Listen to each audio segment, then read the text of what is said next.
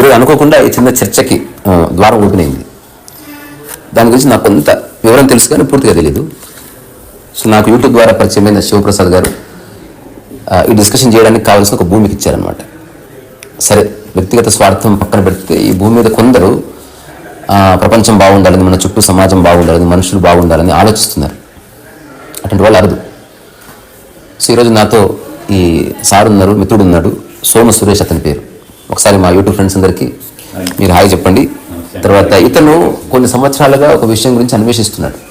ఇప్పుడు కృష్ణమూర్తి ఎవరు, లేకపోతే సద్గురు ఎవరు, లేకపోతే ఓషో ఎవరు, లేకపోతే రమణ మహర్షి ఎవరు అంటే ఏదో ఒక విషయాన్ని తెలుసుకుని ఈ ఒక్క విషయం చేస్తే చాలరా మీ జీవితం బాగుంటుందని వాళ్ళు చెప్పే ప్రయత్నం చేశారు. రకరకాలుగా అర్థం కాని వాళ్ళకి పద్ధతులు పెట్టారు, ఇంకా అర్థం కాని వాడికి ఇంకేదో సిస్టమ్ పెట్టారు. But somehow understand these simple things, అక్కడి నుంచి జీవితం చాలా బాగుంటుంది, సరళతరం అవుతుంది అని చెప్పారు వాళ్ళు టూడిగా. అట్లా ఈయన కూడా ఒక సిద్ధాంతాన్ని ప్రతిపాదిస్తున్నారు. ఒక సంస్థ పెట్టారు, ఆ తర్వాత దేశవ్యాప్తంగా కొన్ని కార్యక్రమాలు చేస్తున్నారు. సో వాటి గురించి కొన్ని వివరాలకు వెళ్దాం. ఫస్ట్ అతని యొక్క ఉద్దేశం ఏంటి, ఏం చేస్తున్నాడని ఆయన మాటలో తెలుసుకుందాం. చెప్పండి సురేష్ గారు. నమస్కారం అండి. ముందుగా ఈ వేదికను ఇచ్చిన మీ అందరికీ శర్మ గారు చెప్పారు. ఎందుకంటే ఇదంతా స్పాంటేనియస్, ఇది ఎవరితో ఇది మాకు తెలియదు. ఇప్పుడు సినిమాది కాదు, లైట్ మాది కాదు, ఏమీ కాదు, ఇప్పటికిప్పుడు దొరికింది వాడుకుంటున్నాం అంతే, ఉపయోగించుకుంటున్నాం. తప్పకుండా. ముందుగా అసలు ఈ యొక్క సంకల్పం అంటే ఈ యొక్క పరిశోధన చేయటానికి ముఖ్యమైన కారణం ఏంటంటే సంతోషం, తృప్తి. ఒక మనిషి ఎంత ఎదుగుతున్నా, ఎంత డబ్బు సంపాదిస్తున్నా, ఎంత పేరు, పలుకుబడి, ఆస్తి పాస్తులు ఎన్ని సంపాదిస్తున్నా విషయాలన్నింటిలో ఎక్కడ అసంపూర్ణంగా ఉన్నాడు మనిషి. ఇంకా ఏ విషయాన్ని తెలుసుకుంటే ఇంకా తను కష్టపడుతుందాని, ఎంత కష్టపడితే ఎంత సంపాదించగలుగుతున్నాడు, తృప్తి కానివ్వండి, ఆనందం కానివ్వండి, సంతోషం కానివ్వండి. సో ఏ విషయాలు మన పూర్వీకులు, మన భారత సంస్కృతిలో నిండి నిమ్రీకృతమై ఉన్న విషయాల్ని, ఏ విషయాలు ఇంకా మరుగున పడిపోయాయి. మన దగ్గర ఉన్న శక్తి లేనిదా, విషయాలు మన దగ్గర లేనివా, అయినా సరే ఇంకా మనం ఎందుకు ఎక్కడో అక్కడ అసంపూర్ణంగా, అసంతృప్తిగా. మీకు వాడుక విషయాల్లో, మన కుటుంబ విషయాల్లో చెప్తే ఇప్పటికీ పిల్లలకి తల్లిదండ్రుల మధ్య ఒక జనరేషన్ గ్యాప్, అది తరతరాల నుంచి వస్తున్నది. అది ఇప్పటికీ ఎవరు ముట్టుకోవట్లేదు. ఎందుకు? తల్లిదండ్రులు ఇప్పటికీ పిల్లల పట్ల ఎప్పుడు అసంపూర్ణంగానే ఉంటున్నారు. తల్లిదండ్రుల పట్ల పిల్లలు కూడా ఎప్పుడు అభద్రతా భావన, ప్రేమ ఉంటుంది, ఇరువైపు నుంచి ప్రేమ ఉంది. కానీ ఎందుకు ఆ ఆప్యాయత, అనురాగం వాళ్ళు చెబుతున్న వెంటనే వీళ్ళు వినటానికి, అసలు వీడికి చెబితే వీడు ఎలా అర్థం చేసుకుంటాడు అన్న దానికి ఎక్కడ అసంపూర్ణం ఉందో అది untapped, unresolved, unattended, and that is very very important point అనే దాని మీద ఈ సంకల్పం, ఈ యొక్క పరిశోధన మొదలైంది. ఓకే. సో మీ యొక్క టార్గెట్ ఆడియన్స్ ఎవరు? మీరు ఎవరిని ఉద్దేశించి చేస్తున్నారు? అంటే పిల్లలన్నా, లేకపోతే పేరెంట్స్నా, లేకపోతే సమాజంలో ఉన్న ప్రతి ఒక్కతే అనా, లేకపోతే వాట్ ఈస్? సమాజంలో ఉన్న ప్రతి ఒక్కరిని అనుకున్నప్పటికీ ఎక్కడి నుంచో అక్కడి నుంచి మొదలు పెట్టాలి. సరే, పిల్లలకి ఇద్దామంటే పిల్లలు డైరెక్ట్గా తీసుకునేంత ఆలోచన వాళ్ళకు ఉండదు. అంటే పిల్లలకి ఇవ్వాలంటే ముందు పెద్దవాళ్ళు అదేంటో గుర్తించాలి. పెద్దవాళ్ళు గుర్తించాలంటే వాళ్ళకున్న బిజీ సంపాదనలో వాళ్ళు బిజీగా ఉంటే, ఇంట్లో ఉన్న పెద్దవాళ్ళు ఎవరైతే వృద్ధులుగా ఉన్నారో, సీనియర్ సిటిజన్స్ ఉన్నారో, వాళ్ళైనా దీన్ని కనీసం తెలుసుకుంటే, ఒరే నాయన ఇదిగో ఇది చాలా ఇంపార్టెంట్, మన మనవాడికి ఇది ఇవ్వాలి అని ఎవరో ఒకళ్ళు గుర్తించాలని ప్రస్తుతానికి 12 సంవత్సరాలు ఉన్న పైన ప్రతి ఒక్కళ్ళు నా టార్గెట్ ఆడియన్స్. ఓకే, చెప్పండి, కంటిన్యూ. 12 సంవత్సరాల పైన ఉన్న ప్రతి ఒక్కళ్ళు మన టార్గెట్ ఆడియన్స్. అందులో ఇంకా వృత్తిపరంగా చూస్తే టీచర్ని, ముందు పిల్లలకి తెలిస్తే, ఎందుకు సత్యధర్మం అనేది పరిశోధనలో తెలుసుకున్న విషయాలు, సత్యధర్మం అనేది పిల్లలు చిన్నప్పటి నుంచి వాళ్ళకి బై డిఫాల్ట్ బ్లడ్ లో ఉన్నాయి, డిఎన్ఏలో ఉన్నాయి.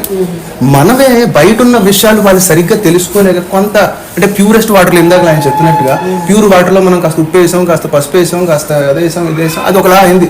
అది కొంత పానకం అయి ఉండొచ్చు, చారు అయి ఉండొచ్చు, అలా ఏదో అయిపోయింది అది. సో 12 సంవత్సరాలు నేను పరిశోధనలో ఇంకా 12 సంవత్సరాల నుంచి లోపు వాళ్ళకి ఇది ఎలా ఇవ్వచ్చు అంటే, అలాగా ఎలా చెప్తే వాళ్ళకి, అమ్మో మా నాన్నగారితో నేను ఇలా మాట్లాడాను, మా తండ్రి గారితో నేను ఇలా మాట్లాడాను, నా గురువు పట్ల నేను ఇలా వ్యక్తీకరణ చేయాలి, ఇలా వ్యవహారం ఉండాలి.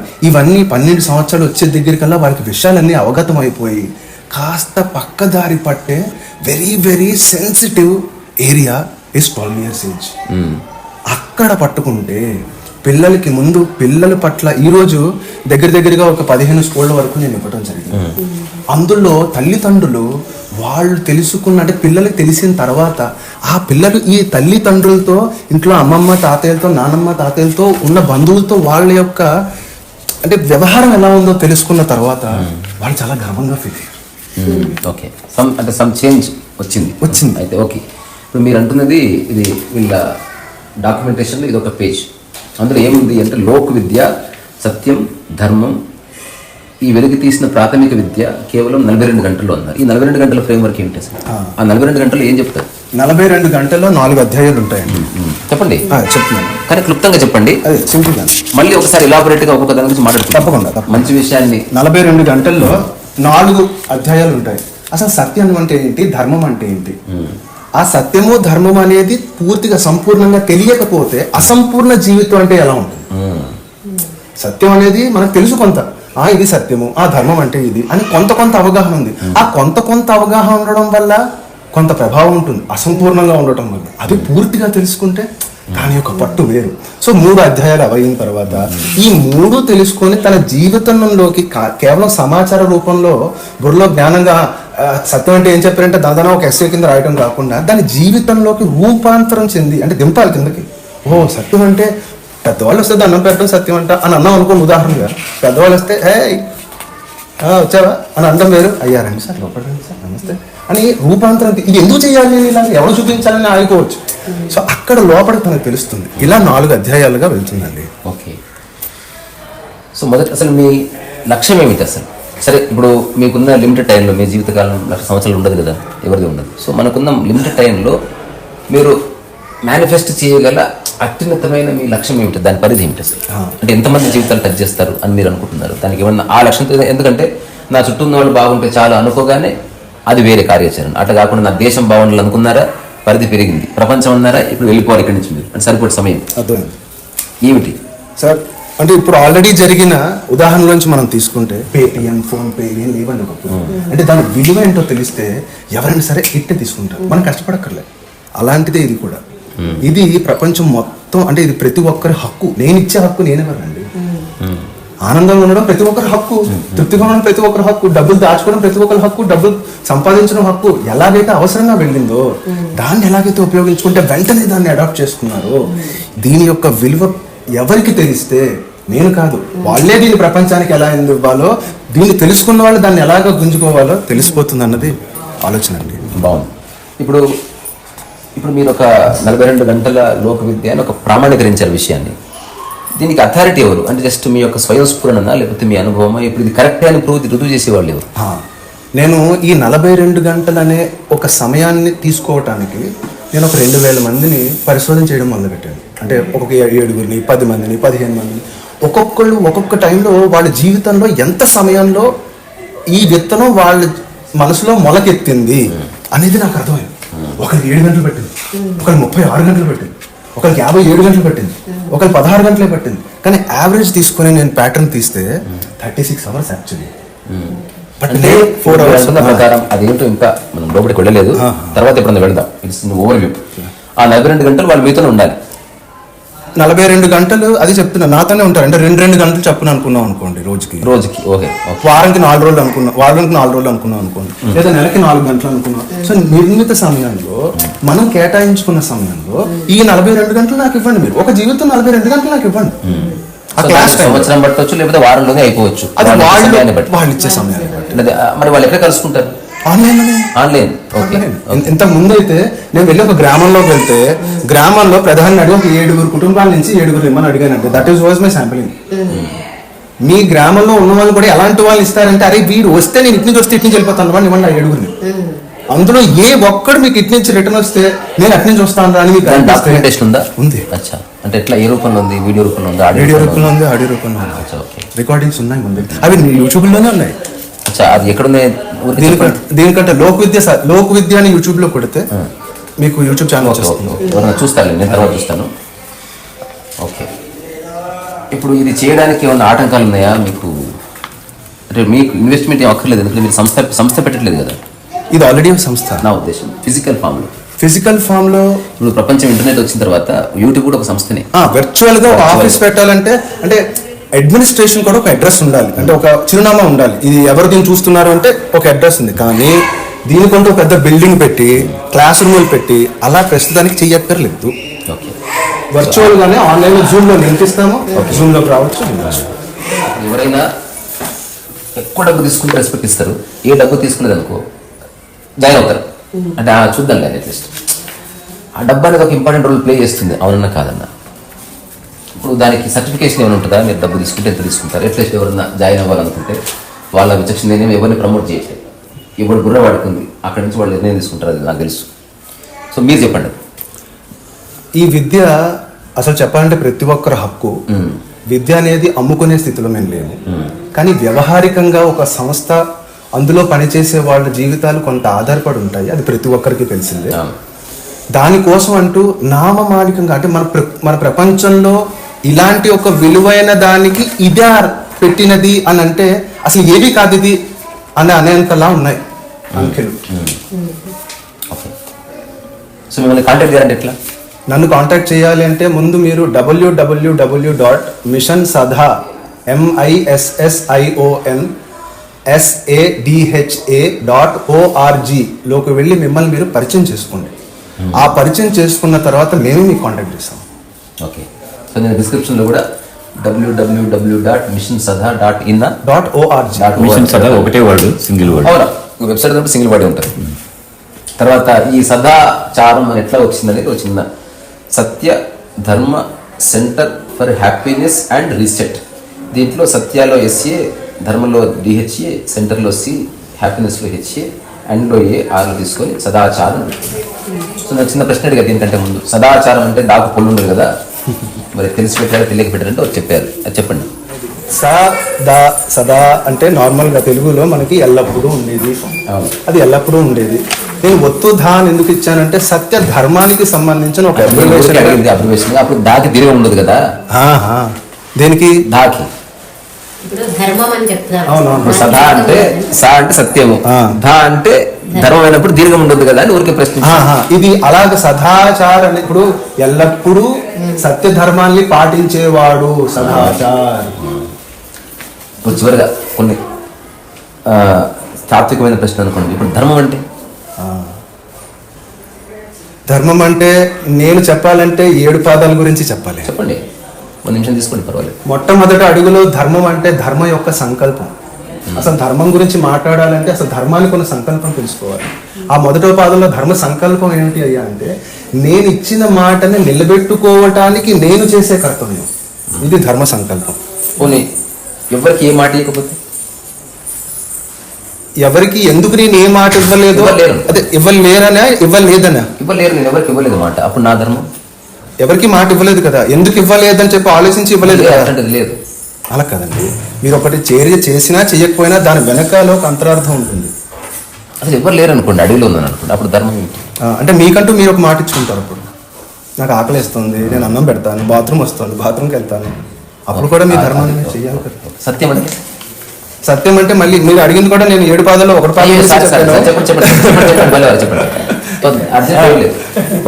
ధర్మంలో 1వ పాదం అది. 2వ పాదంలో ధర్మంలో నేను మాట ఇచ్చాను అంటే దాని వెనకాల దానికి అంతరార్థం, పరమార్థం, సంపూర్ణం అనే 4 ఉంటాయి.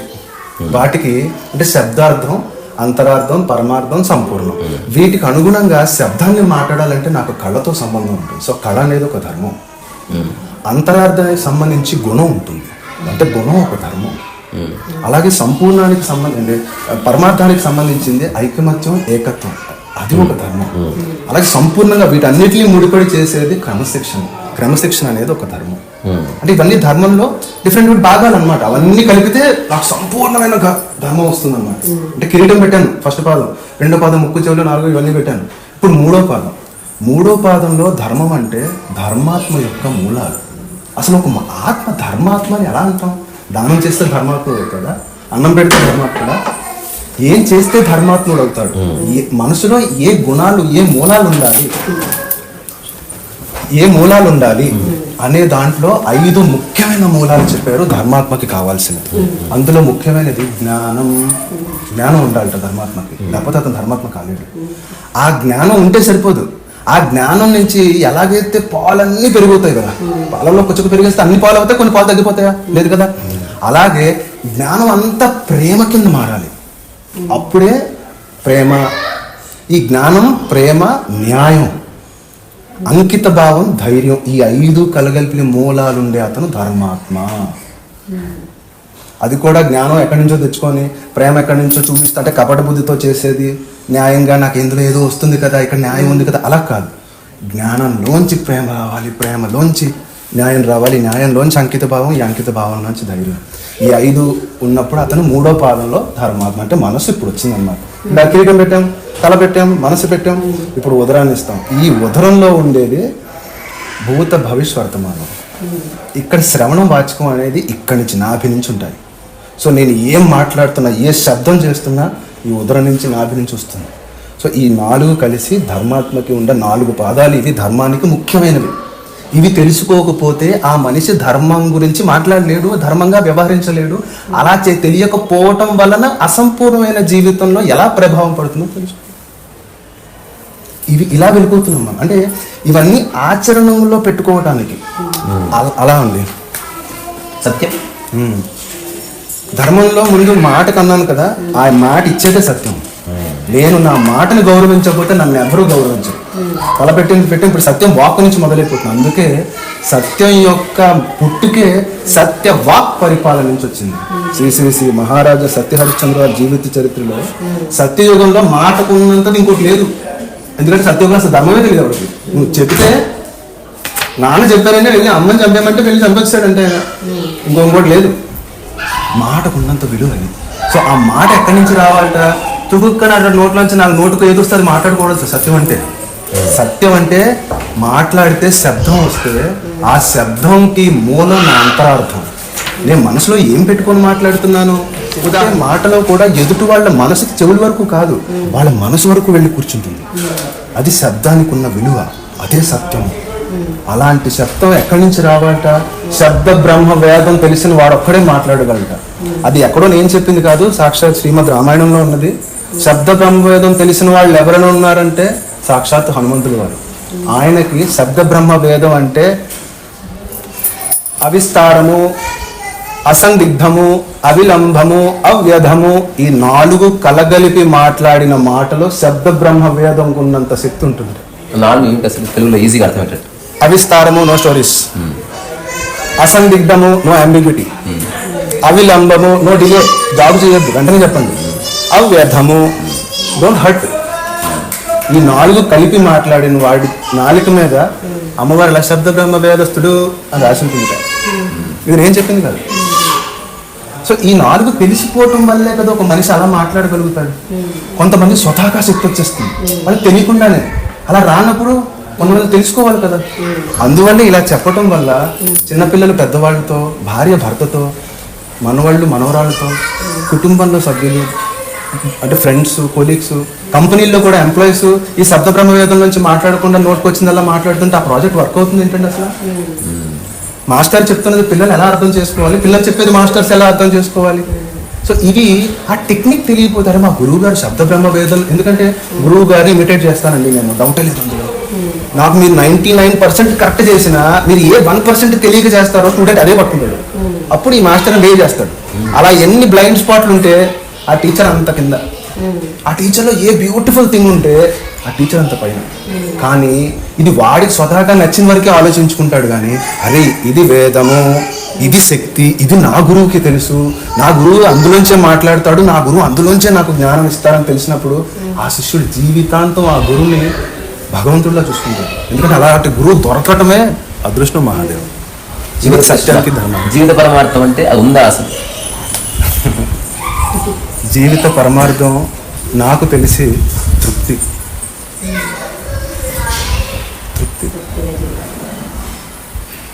అంటే చేసిన పనికి, చెయ్యబోయే పనికి అనేది మన స్వభావాలు చేస్తే వస్తుందా? మనం సృష్టించుకునేది, అదర్వైజ్ లేదంటారు. అంటే అది నిరంతరం సృష్టించుకుంటూ ఉండేది. దాన్ని సృష్టించడానికి నేను ఏమాత్రం ప్రయత్న లోపం జరిగినా పోతుంది అది. అంటే ఎలాంటి తృప్తి ఉండే అవకాశం లేదు. మరి 99.98 వరకు అవకాశం ఉందండి. మీరున్నారా తృప్తి? అయ్యో అదొక్కటి చాలు. అబ్సల్యూట్లీ. సో మీ సిద్ధాంతం నేను ఒక బుక్గా వేశారా ఇది కాకుండా?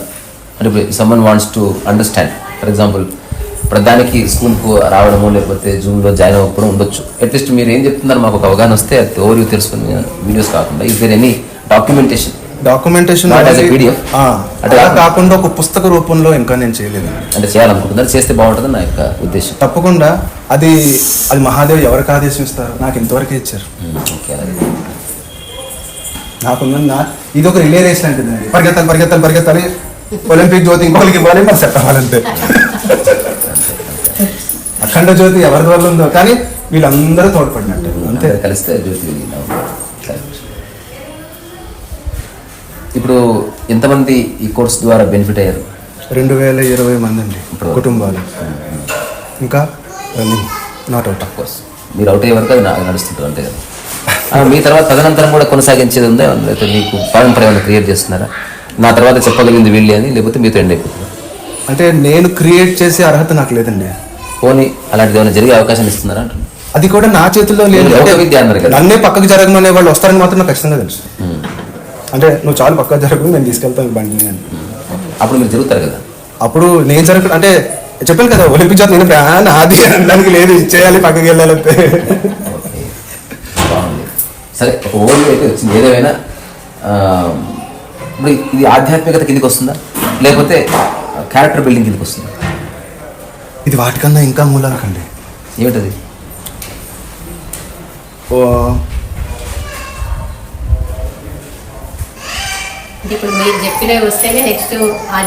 ఇది ఒక ప్రాథమిక విద్య లాంటి. ఇప్పుడు 12 ఏళ్ల వాళ్ళకి కావాలి అన్నప్పుడు 12 ఏళ్ళకి ఆధ్యాత్మిక వైరాగ్యం భక్తి అంటే వాళ్ళకి ఏం తెలుసు, ఏం తెలీదు. కానీ ఒక వ్యవహారానికి ఇది ప్రాథమిక విద్య. అంటే ఏదో వ్యవహారానికి ప్రాథమిక విద్య అంటే ఇది క్యారెక్టర్ బిల్డింగ్, కమ్యూనికేషన్ స్కిల్స్లోకి వస్తుంది. అంటే how to conduct your self with others. తర్వాత ఏ సందర్భాలు భార్య భర్త అన్నారు, తల్లి కొడుకు అన్నారు, తండ్రి కొడుకు అన్నారు, ఇదంతా వేరేది ఉన్నప్పుడు, నీవు ఉన్నప్పుడు వాటి మధ్యన సామరస్యం ఎట్లా అన్నది, దానివల్ల ఏ ఫ్రిక్షన్ లెస్ ఒక మనసుకి మధ్య వారధి. Okay okay okay. ఇది యాక్చువల్లీ ఇది ఒక ఇంపార్టెంట్ పాయింట్. అంటే వ్యక్తిగతంగా నువ్వు ఎట్లున్నా అది కాదు, నీకు సంబంధం ఉంది మనుషులతో, కాబట్టి నువ్వు ఎట్లా డీల్ చేయాలి విషయాన్ని, ఎట్లా మాట్లాడితే విషయం సద్దుమవుతుంది, ఏం చేస్తే సద్దుమవుతుంది, దాంతోపాటు నీ యొక్క కర్తవ్యం ఏంటి, నీ ధర్మం ఏంటి తెలుసుకొని వేరే వాళ్ళ కర్తవ్య ధర్మాలను గుర్తించి అట్లా ఒక సామరస్యంలో జీవించండి అనే ఒక కాంటెక్స్ట్ మీరు చెప్తున్నారు. ఇప్పుడు నా భార్యతో నేను సఖ్యతగా లేనప్పుడు, వ్యవహారం సరిగ్గా లేనప్పుడు, నేను పూజ రూమ్లోకి వెళ్ళి ధ్యానంలో కూర్చున్నా ఇందాక జరిగింది కంపే నా బుర్రలో డ్రిర్రని తిరుగుతుంటుంది. అప్పుడు నేను ఇక్కడ కూర్చొని అక్కడేం చేస్తాను నాకు తెలియదు బేసికలీ. అదే నేను అక్కడంతా సంపూర్ణం చేసి వచ్చాను అనుకోండి, ఇక్కడ 2 నిమిషాలు కూర్చున్నా నేను ఒక 2 గంటలో 2 ఏళ్ళలో కూర్చున్నంత తృప్తి నాకు కలిగినప్పుడు ఎక్కడిదక్కడ సంపూర్ణం చేసి వెళ్ళాలని అనుకుంటున్నాను. కానీ ఏ విషయంలోని అసంపూర్ణంగా ఉంచేనా అది నన్ను వెంటాడుతూ ఉంటుంది అన్నది నాకు క్లియర్గా అర్థమైంది.